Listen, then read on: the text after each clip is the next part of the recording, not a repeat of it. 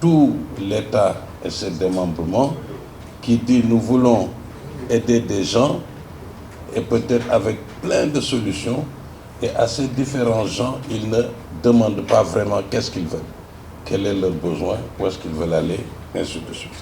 Donc nous devons, nous tous, faire un plus grand effort à écouter ceux à qui nous voulons aider. Ça, c'est une première observation. La deuxième, c'est ces différents acteurs sont intervenus aujourd'hui, qu'ils soient des démembrements de l'État, qu'ils soient le consortium de la jeunesse. On ressent tous cette question de coordination de nos différentes actions pour le même objectif.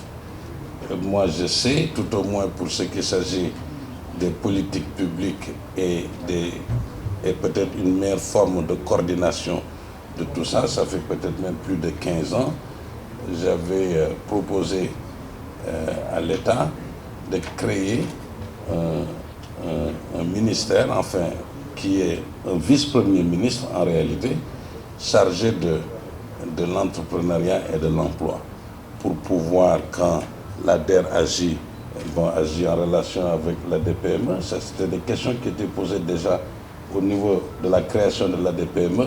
Quel est l'ancrage qu'il faut donner à l'ADPME? Est-ce que c'est au niveau d'un ministère du Commerce ou c'était au niveau d'un Premier ministre?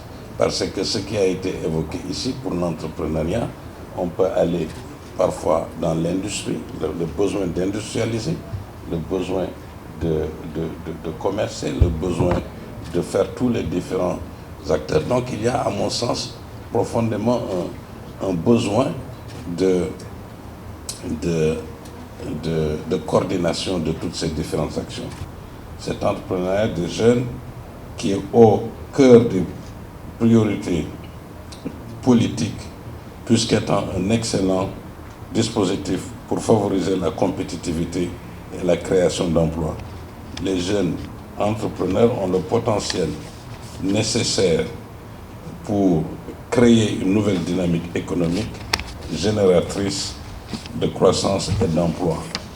Notre coefficient démographique est élevé. 35% de notre population a entre 15 et 35 ans. Et donc en quête de formation et d'insertion professionnelle. Il nous faut aussi agir sur plusieurs leviers pour juguler cette problématique de l'emploi qui est multidimensionnelle, à travers notamment la formation, vous l'avez dit, la productivité du travail, la commande publique, la politique de développement local, l'esprit entrepreneurial, mais surtout, de nos jours aussi, l'innovation technologique.